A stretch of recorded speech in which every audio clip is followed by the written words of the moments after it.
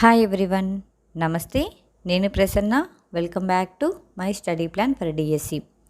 DSC ప్రిపరేషన్లో మనల్ని విజయానికి దగ్గరగా తీసుకెళ్లే key point notes making. Notes రాయటం వల్ల ఉండే బెనిఫిట్స్ మనం చూసుకున్నట్లయితే, మనం చదివింది నోట్స్గా రాయటం వల్ల మర్చిపోకుండా ఎక్కువ రోజులు దాన్ని గుర్తుంచుకోగలుగుతాము. ఆ తర్వాత మనం రివిజన్ టైంలో తక్కువ టైంలో ఎక్కువ సిలబస్ని నోట్స్ మేకింగ్ ద్వారా, అంటే టెక్స్ట్ బుక్ మొత్తం మళ్ళీ రివిజన్ చేసుకోకుండా సింపుల్గా ఇలా నోట్స్ రాసుకోవటం వల్ల కీ పాయింట్స్ ఏవైతే ఉన్నాయో వాటిని మర్చిపోకుండా రివిజన్ చేసుకోవచ్చు. అలానే తక్కువ టైంలో, అంటే మనం చదివేటప్పుడు ఒక లెసన్కి 2-3 డేస్ టైం పట్టింది అనుకోండి, టఫ్ లెసన్.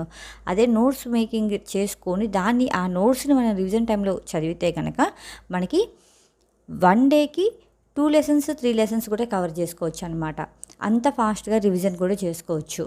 అది నోట్స్ రాయటం వల్ల ఉపయోగం. అయితే నోట్స్ ఎలా రాసుకోవాలి, అందులోనూ ఇంగ్లీష్ సబ్జెక్ట్కి ఎలా రాసుకోవాలి, సైన్స్ సబ్జెక్ట్ ఎలా రాయాలి, మ్యాథ్స్ సబ్జెక్ట్ ఎలా రాయాలి అంటూ చాలామంది కన్ఫ్యూజ్ అవుతూ ఉంటారు.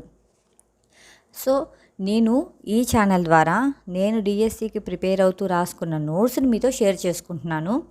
Already 3rd class Telugu, science, English ఈ 3 సబ్జెక్టులకి సంబంధించిన నోట్స్లు అయితే షేర్ చేశాను. వాటి ప్లేలిస్టులు కూడా మన ఛానల్లో అవైలబుల్ ఉన్నాయి.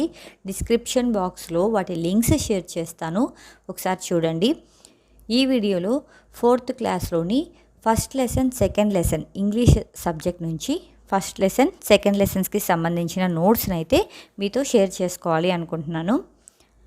First lesson 3 butterflies. ఈ లెసన్కి సంబంధించిన నోట్స్ని అయితే చూద్దాము. ఈ 3 బటర్ఫ్లైస్ లెసను మొత్తం మీద ఒక 7 పేజెస్ ఉండింది. దాన్ని మొత్తం సింప్లిఫై చేసేసి ఒక్క పేజీలోనే నోట్స్ మేకింగ్ అయితే చేసేసుకున్నాం అనమాట. సో నోట్స్ రాసుకునేటప్పుడు ప్రతి పాయింట్ రాయక్కర్లేదండి. మనకి ఇది తెలుసు, ఇక మనం ఒకసారి చూసాము, ఇది మనకి ఆల్రెడీ చిన్నప్పటి నుంచి తెలిసిన బేసిక్ థింగే అనుకున్న వాటిని అసలు నోట్స్ రాసుకోక్కర్లేదు. గుర్తుపెట్టుకోవాల్సిన మెయిన్ పాయింట్స్ ఆ లెసన్ నుంచి నోట్స్ మేకింగ్ చేసుకోవాలన్నమాట. సో ఫస్ట్ ఇట్లా కీ పాయింట్స్లో రాసుకోవటం వల్ల ఆ లెసన్కి సంబంధించిన కంటెంట్ మొత్తాన్ని మనము ఒక్కసారిగా రివిజన్ చేసుకోవచ్చు. చూడండి, ఇక్కడ నేను రాశాను butterflies, garden, white, red, yellow, rainy day, sunflower, lily, sun, chased clouds. So చూద్దాము. ఒక గార్డెన్లో 3 బటర్ఫ్లైస్ ఉండేవన్నమాట. 1 butterfly white, 1 butterfly red, 1 butterfly yellow. So ఈ 3 కలర్స్లో 3 బటర్ఫ్లైస్ ఉన్నాయన్నమాట. అవి మంచి ఫ్రెండ్స్. అవి రోజంతా ఆ గార్డెన్లో ఆడుతూ పాడుతూ తిరుగుతూ ఉంటాయి. ఒకసారి ఫుల్గా రైన్ వస్తుంది అనమాట, రైనీ డే. సో బటర్ఫ్లైస్ తడిచిపోతూ ఉంటాయన్నమాట. వాటికి ఎక్కడికి వెళ్ళాలో తెలియక అటు ఇటు తిరుగుతూ అవి సన్ఫ్లవర్ దగ్గరికి వెళ్తాయి అన్నమాట. సన్ఫ్లవర్ని అడుగుతాయి, మేము నీ దగ్గర దాక్కుంటాము కాసేపు ఈ వాన నుంచి అని అడిగితే, అప్పుడు సన్ఫ్లవర్ అంటుంది, నాకు ఇష్టమైనవి రెడ్, ఎల్లో కలర్స్, వాళ్ళిద్దరే నాతో ఉండాలి, వైట్ నా దగ్గర ఉండద్దు అంటుంది. అప్పుడు ఈ రెడ్, ఎల్లో కలర్లో ఉన్న బటర్ఫ్లైస్ అంటాయి, మా ఫ్రెండ్ని మేము అలా వదిలేసి నీ దగ్గరికి రాము, మా ఫ్రెండ్ని వానలో వదిలేసి నీ దగ్గరికి రాము అని చెప్పేసి మళ్ళీ అవి వెళ్తూ ఉంటాయి. చాలా తడిచిపోయి అవి ఎగరడం కూడా కష్టంగా ఉంటుంది. ఆ టైంలో మళ్ళీ అవి ఆ గార్డెన్లో ఉన్న లిల్లీ ఫ్లవర్ దగ్గరికి వెళ్తాయి. లిల్లీని అడిగితే లిల్లీ అంటుంది, లిల్లీ మేము నీలోకి దూరి రైన్ నుంచి తప్పించుకోవాలి అనుకుంటున్నాము, మాకు షెల్టర్ ఇవ్వు అని అడిగితే లిల్లీ అంటుంది, నా favourite one white, so white ఒక్కటే ఉండాలి నా దగ్గర, రెడ్, ఎల్లో కలర్స్ మీరు వద్దు అంటుంది. అప్పుడు వైట్ అంటుంది, మా ఫ్రెండ్స్ని వదిలేసేసి నేను నీ దగ్గరికి రాను అని చెప్పి అంటుంది. ఇదంతా కూడా మేఘాల చాటు నుంచి సన్ చూస్తూ వీళ్ళ ముగ్గురు ఫ్రెండ్షిప్కి సన్ ముచ్చటపడి, సో ఆ క్లౌడ్స్ని తరిమేసేసి అప్పుడు సన్ అంటే ఎండ వస్తుంది అనమాట. సో ఆ ఎండకి ఆ బటర్ఫ్లైస్ ఆరిపోతాయి చక్కగా, అంటే అవి ఇప్పటిదాకా తడిచున్నాయి కదా, డ్రై అయిపోతాయి. సో అవి ఫ్రీగా ఎగరగలుగుతాయి. అలా అవి ఆ రోజంతా గార్డెన్లో ఎగురుతూ ఉండి ఆ ఈవినింగ్ ఇంకా రెస్ట్ తీసుకుంటాయి అన్నమాట. ఇది 3 బటర్ఫ్లైస్, వాటి మధ్య ఉన్నటువంటి ఫ్రెండ్షిప్ గురించిన స్టోరీ. నెక్స్ట్ సినానిమ్స్ కింద మీనింగ్స్ వస్తాయి, కంపల్సరిగా నేర్చుకోవాలి. Nectar, A sweet liquid produced by plants and collected by bees. Shelter, a place that protects one from bad weather. Pebbles, small stones. Dismay, a feeling of unhappiness and disappointment. Chased, ran after someone or something to catch them. అది next grammar point చూస్తే singular nouns form their plurals by adding S, ES or IES depending upon the word endings. So singular nouns నుంచి plural nouns form అవుతూ ఉంటాయి కదా, అవి ఎలా అంటే ఎండింగ్స్లో, అంటే ఆ వర్డ్ ఎండింగ్లో ఎస్, ఈఎస్, ఐఈఎస్ యాడ్ చేయటం వల్ల సింగులర్ ప్లూరల్స్ అవుతూ ఉంటాయి కొన్ని వర్డ్స్కి. ఎగ్జాంపుల్స్ చూస్తే ఫ్లార్కి ఇక్కడ ఎస్ యాడ్ చేసాం, అంటే చివర్లో ఎస్ యాడ్ చేసాం అనమాట. సో ఫ్లార్ కాస్త ఫ్లార్స్ అయ్యి ప్లూరల్ అయింది. అలానే బాక్సెస్, అంటే బాక్స్ అనే సింగులర్ నౌను ప్లూరల్గా ఫామ్ అవ్వాలి అంటే ఈఎస్ యాడ్ చేయాల్సి వచ్చింది. బటర్ఫ్లై అనే సింగులర్ నౌను బటర్ఫ్లైస్ అనే ప్లూరల్ నౌన్గా చేంజ్ అవ్వాలి అంటే ఐఈఎస్ యాడ్ చేయాల్సి వచ్చిందనమాట.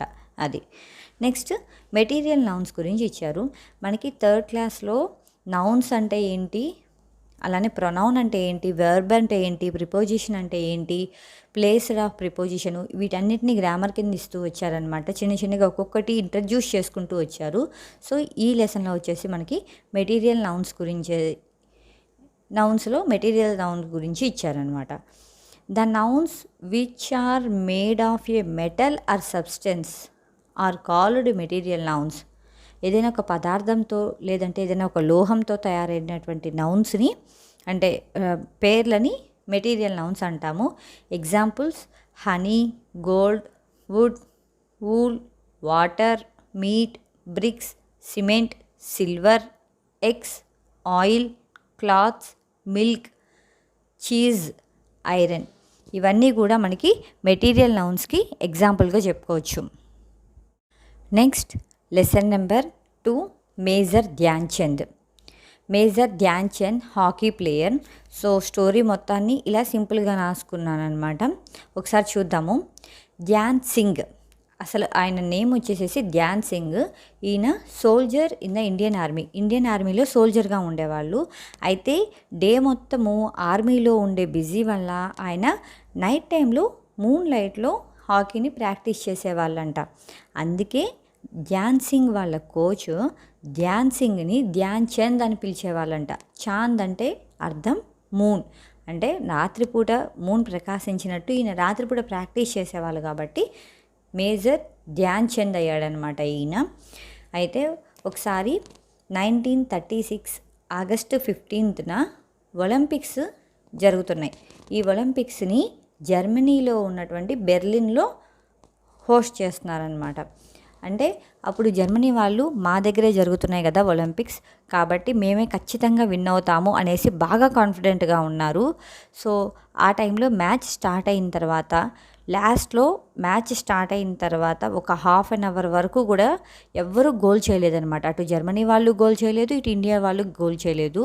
అయితే 11:32కి రూప్ సింగ్ అనేసేసి మన ఇండియన్ ప్లేయరే, ఆయన ఫస్ట్ గోల్ని అయితే వేశారనమాట. ఆ తర్వాత ఇండియా మొత్తం 3 more గోల్స్ వేసింది, అంటే మొత్తం 4 goals వేసింది. వాటిల్లో 2 goalsని ధ్యాన్ చంద్ మాత్రమే వేశారనమాట. ఈయన అప్పట్లో ఉన్న హాకీ టీంకి క్యాప్టెన్ కూడా అనమాట. అంతకుముందు నైట్ ఫుల్గా వాన పడి అక్కడున్న గ్రౌండ్ అంతా బాగా తడిచిపోయింది. సో పోస్ట్పోన్ చేయడానికి కూడా ఆ రోజే ఒలింపిక్స్లో లాస్ట్ డే, సో కుదరదనమాట, పోస్ట్పోన్ చేయడానికి కూడా కుదరదు. ఆ టైంలో ధ్యాన్ చంద్ వాళ్ళ టీము ఆడి ఇండియా టీంని గెలిపించారంట. అది ఫస్ట్ టైం కూడా కాదు, 3rd time అనమాట. ఒలింపిక్స్లో ఇండియా హాకీని విన్ అవ్వటము వరుసగా 3వసారి. సో ధ్యాన్ చంద్ గారికి అప్పుడు హిట్లరు జర్మనీలో వాళ్ళ ఆర్మీలో చేరితే, వాళ్ళ ఆర్మీ తరపున ఆడితే హాకీని ఎక్కువ హై ర్యాంక్లో వాళ్ళ ఆర్మీలో జాబ్ ఇస్తానని, ఎక్కువ డబ్బులు ఇస్తానని ఆశ చూపించారంట.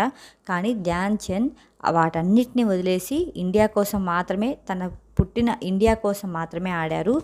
ఆగస్టు 29న ధ్యాన్ చంద్ గారి బర్త్డే. ఆ రోజునే మనము నేషనల్ స్పోర్ట్స్ డేగా కూడా జరుపుకుంటూ ఉంటాము. ఇది మేజర్ ధ్యాన్ చంద్ లెసన్. ఈ మేజర్ ధ్యాన్ చంద్ లెసన్ని సంజయ్ దుధానే అనే స్పోర్ట్స్ రైటర్ రాసిన మేజర్ ధ్యాన్ చంద్ బుక్ నుంచి తీసుకున్నారనమాట. స్పోర్ట్స్ రైటర్ సంజయ్ దుధానే వీరు రాసినటువంటి మేజర్ ధ్యాన్ చంద్ అనే బుక్ నుంచి ఈ స్టోరీని మనకి 4th క్లాస్లో ఇంట్రడ్యూస్ చేశారు. Synonyms: victory, win or success, defeated, lost, postpone, put off to a later time, aggressive, angry or ready to attack, goal, the act of throwing the ball into the goalpost, barefoot, without wearing anything on the feet. Next, grammar. Formation of plural with a change in the vowel letters. So కొన్ని singular nouns plural నౌన్స్గా మారటానికి, singular forms plural ఫామ్స్గా మారేటప్పుడు వాటిల్లో ఉండేటటువంటి vowel letters change అవుతాయంట. చూద్దాము. Foot, FOOT foot, అది ప్లూరల్గా change అయ్యేటప్పుడు FEET ఫీట్ అయింది. సో వొవెల్ వొవెల్ ఇంకొక వొవెల్ ఈగా చేంజ్ అయిందనమాట. అలానే ఉమెన్, ఇక్కడ ఏ అనే వొవెల్ ఈ అనే వొవెల్గా చేంజ్ అయింది ప్లూరల్లో. మౌస్, మైస్, OU రెండు వొవెల్సే, ఈ రెండు కలిసి ఐ అనే ఇంకొక వొవెల్గా చేంజ్ అయినాయి ప్లూరల్ ఫామ్లోకి వచ్చేటప్పటికి. Goose, geese, man, men, tooth, teeth, louse, lice. ఇవి singular nouns, plural nouns. So ఎలా చేంజ్ అవుతున్నాయి? సింగులర్ నౌన్స్లో ఉండేటటువంటి వొవెల్ ప్లూరల్ నౌన్లోకి వచ్చేటప్పటికి ఇంకొక వొవెల్ లెటర్గా చేంజ్ అవుతుంది. నెక్స్ట్, ప్రొనౌన్స్ అంటే ఆల్రెడీ మనకు తెలిసిందే. A word that is used instead of a noun or a noun phrase is called a pronoun.